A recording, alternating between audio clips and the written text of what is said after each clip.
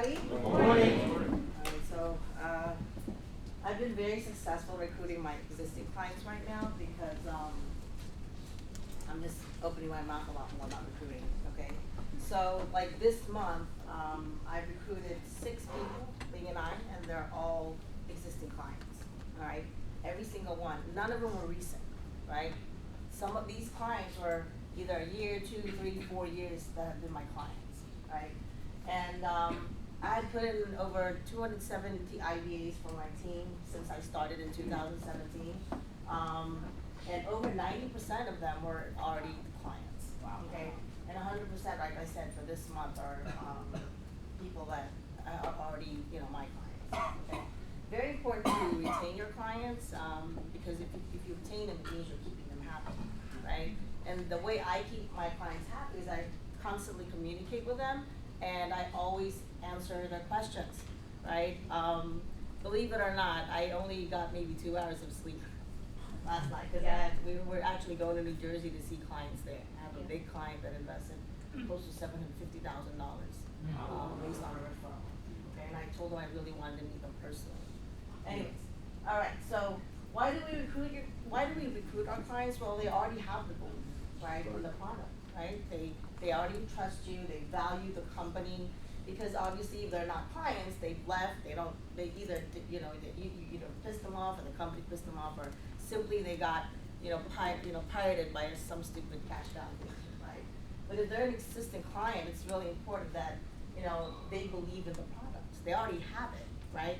It's so easy to market something that you already believe in, right? Because how could you say, here's a funny story, right? A lot of the people that have cash value, when they call their agent, some of them don't even have the IUL, they only have term. Okay, so how can you market something that you yourself don't have, right? We here, who here is already a client for Primerica, whether it's an investment or an insurance? There you go. Okay, majority of you already are, right? So how can you sell a product that you don't have? Now, maybe you don't need it, but maybe somebody you sold it to really did need it, right? But I guarantee you, almost 100% of people need what we do, right? Either they need an insurance policy or everybody needs an investment, that's for sure, okay, no matter what.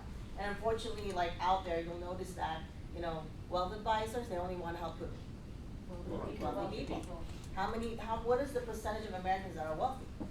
5%, right? So we are trying to bridge the gap, right, for the people that actually need us, right?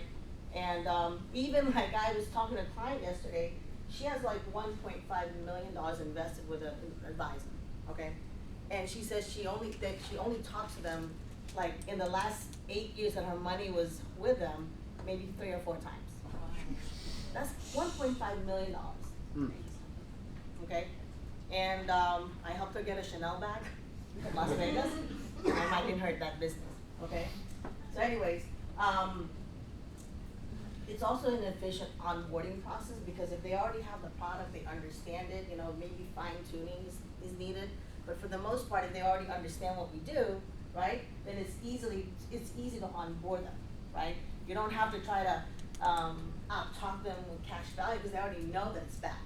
Make sense? Yeah. So it's going to be efficient in the sense that, and efficiency is everything. I think if you're efficient, you can get things done much faster, much better, right, much quicker. And it's just a much more efficient process. Now also there's that marketing advantage because like I said, if they already have the product, so well, I already have this, right? If you guys, who knows my story here? Tell them. So I started as a client of this company. I had been a client for 12 years. Samir had actually recruited my godmother's son, who in turn asked as a favor to sit down with me, right? So that he can get his training. And Bing and I, my husband, right, I don't remember a lot of it, but I do remember that I needed it at that time, right? So I bought the product, right?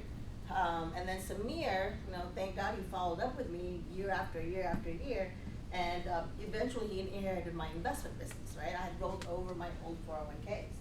So fast forward, I think he tried to recruit me, and I said I was too busy because my son one of our sons was playing AU basketball, and that was a weekend tournament every week. So I didn't really have time to do the business. I wasn't really that interested. I've never been in sales, right? That was my excuse. But I like marketing other people's products, right? Especially if you do really good, I'm gonna like freaking refer you to every single person that I know, as long as you do good business with me, okay? So anyways, and after we had rolled over our money, 4 years later, you know, with me not even logging in, and Ray's brother was diagnosed with cancer, that was an eye opener for me. And then that's the only time I really started paying attention to our statements. Now, we had always been investing, but you know, like the majority of people, we didn't really know, it was just automatically done, right? But we were doing things right, we just didn't really understand it at that time. And I was very, very happy to find out that our investments had actually grown without us doing anything. Remember, I always say this, right? The best way to make money is how? In your sleep, when you don't have to work for it, right? So I was very happy, and now because of the way that the company had, you know, what the company had done with me because of Samir, now it's easy for me to market it, right? So you have that marketing advantage because, you know, you tell them, this is what I've done, here's the results, it works, right? It's not like, you know, you're trying to lose weight, which I've been trying to do for the last like 6 years, right? I haven't really done anything, but if I had a product that would actually make you lose weight, I'd market the shit out of that. Anyway, and in turn, because if you do recruit them, of course you're gonna also inherit what? The market. So it can increase your sales and your production, right? And there's nothing wrong with what we do, right? So if you help their clientele, then it's a win-win always. Okay, make sense? It's not moving. Yeah. What I did? Yeah. Okay. So strategies that I have learned to do is I always introduce it in the QA, right? Before, I didn't really recruit until like 2 years into the business, which was like really stupid of me, okay? And the only reason I wasn't really recruiting at that time was because when the other companies, those trash value companies were trying to recruit me, I felt like I was just like so disgusted. Like, I don't want to be like that, but it was actually a mistake on my end, okay? So when I went to the big event in Bahamas, that's when I listened to all of these amazing speakers, and Elizabeth Koo, who was actually formerly a nurse, had said, look, you can only be at one place at a time, right? Those, and Samir used to say this too, like there's so many people that are selling the bad stuff and they're growing, here we are, we're embarrassed to recruit, and yet we're the ones that need to grow, right? We need to outgrow them, okay? So now I've, introduced it always in the QA, who's actually sat in a qualified appointment and saw the presentation, okay? There's a part there in the beginning where we thank our clients, right? And it says, thank you, our goal is to get you excited, right? So we can earn your referrals, valued, maybe we can earn your business, and what is the third thing? Partnership. So I introduced that part, right? Because we are trying to do what is right, we also need to grow. This is something that I personally wasn't interested in, but now I am. So that leads me to how I share my story, right? I always share my story because like I used to be a nurse, didn't know anything about money, okay? And what do they say? Facts tell stories sell, right? So when I share my story of how I got started, and now 7.5 years later, I'm not even an RVP, I make almost $250,000. Hopefully I will hit that $250,000 by the end of this month. I have a big investment that just hasn't quite gotten deposited yet. But anyways, hopefully I have till January 7th, right? So I always share my story, and that's what's helping, okay? Because, I'm a nurse, I didn't know anything, had no experience, and we actually do prefer people that have no experience. Why? Because it's very hard to undo brainwashing. Would you agree? Yeah. Yes. Right? But yeah, that's what I do. I just share my story. Now, I also try to follow up, right? Like, what did I say about all of these the people that I recruited this month, well, they're all previous clients, they're all existing clients, right? So I just follow up and say, hey, how are you doing, right? It's important to pick up the phone and talk to these people.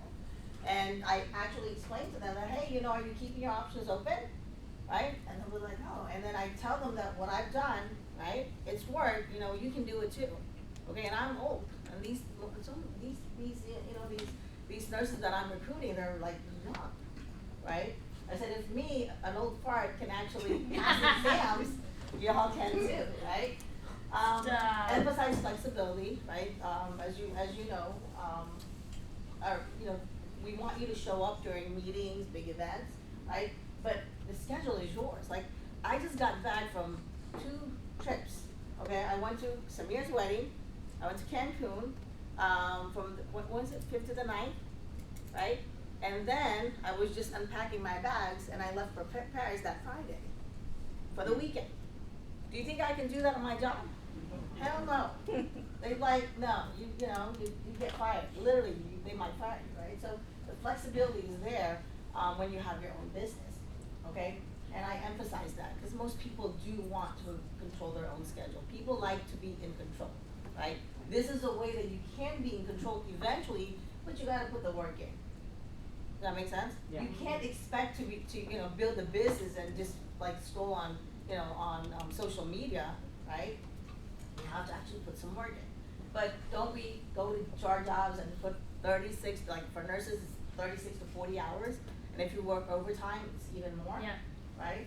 So if you just put in that, you put in the same work ethic that you do at your job, then it can pay you more, okay? And they always emphasize the advantages of business, having a business, right? And, number one, you learn, right? Who's teaching you about money? Do the schools teach you about money? Nope. No. So here you learn about money. Money's not everything, but money is a necessity, right? But money can make things more comfortable, okay? So you can make extra money with a business, thank God, right? Entrepreneurship, which is, it's giving me the capability to actually quit my job eventually. So now it's been almost 3.5 years that I've, haven't done any type of nursing at all, right? The only type of nursing I do is when somebody calls me, Sheila, I have this thing, what do I do? Or Sheila, do you still have contact with this doctor, right? That's the extent of the nursing that I do now, okay? Now, tax advantages, as you know, if you're a business owner, you're able to what? Deduct qualified legitimate expenses. Yes. Okay, which is pretty much everything we spend on because we are in the business of what? Sales, right? So we can talk to pretty much anybody, anywhere, at any time about the business, and guess what? That trip that you took to prospect, regardless if they sign up or not, is now what? Deduction, okay? And people are like, what? Yeah. This is probably the biggest thing about, the nurses that I'm recruiting, because they're all like so scared to pay taxes. Okay, and so I tell my story about what I did when I first, when I first started with a business. My first year, I think I made like 30 grand in 1 year. Very spare time. Samir did all of my appointments. Literally, I was just there to, kind of socialize and then a little bit, and then Samir would just go right at it. Okay, 30 grand. And here we're on commission, right? So when you make that 30,000, you see every single penny in your bank account. Yep. Right? When you're on a W-2, what happens? About 30 to 40% right away, right? So this is very sexy for these nurses, okay? And, of course, for me, my biggest thing is we really like to help people, okay? And if you can have all of those in a business where you only have to, start with $124, and right now it's discounted at $74, why wouldn't you want to give it a shot? Right? Worst case scenario, what? You learn about money, you make extra money, right? You can help people. But best case scenario, you can actually quit your job, like I did, right? Make a lot of money, right? Help a lot of people, because those are, related. You make more money by helping people, right? And have the flexibility and really just own your own time, right? Freedom of money is one thing, but freedom of time is a different level, okay? Like Bruce, makes almost like $2 million, and he's always, on his yacht, right? Okay, so some pointers, right? It is easy to sell an opportunity that works, right? It's not gonna work if you're not putting the work in, but it is gonna work if you actually do, okay?